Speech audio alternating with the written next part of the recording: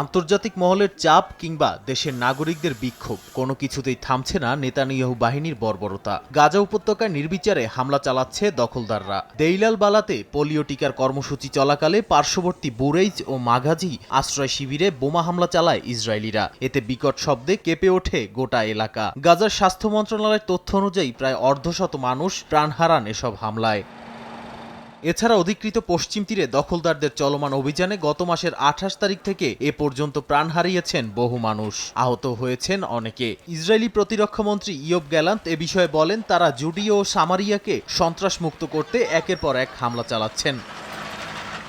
এরই মধ্যে মিশরের সীমান্তবর্তী গাজার দক্ষিণাঞ্চলের ফিলাডেলফি করিডর থেকে সেনা প্রত্যাহার করবে না বলে জানিয়েছে নেতানিয়াহু প্রশাসন। তবে ৫৩% ইসরায়েলি মনে করে ফিলাডেলফি থেকে সেনা প্রত্যাহার করে নিলে হামাসের সঙ্গে জিম্মি মুক্তির আলোচনা আরও কয়েক ধাপ এগিয়ে যাবে।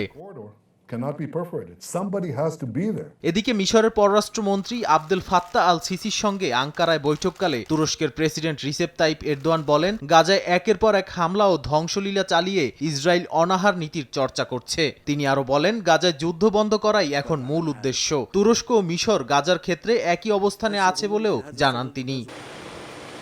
এদিকে অধিকৃত গোলান হাইটে থাকা ইসরায়েলি সেনা ঘাঁটিতে বেশ কয়েকটি কাতিউষা রকেট হামলা চালায় লেবাননের সশস্ত্র গোষ্ঠী হিজবুল্লাহ। সংবাদ সম্মেলনে বলা হয়, ফিলিস্তিনিদের নির্বিচারে হত্যা ও বর্বরতার বিরোধিতার জেরেই এই হামলা চালানো হয়েছে।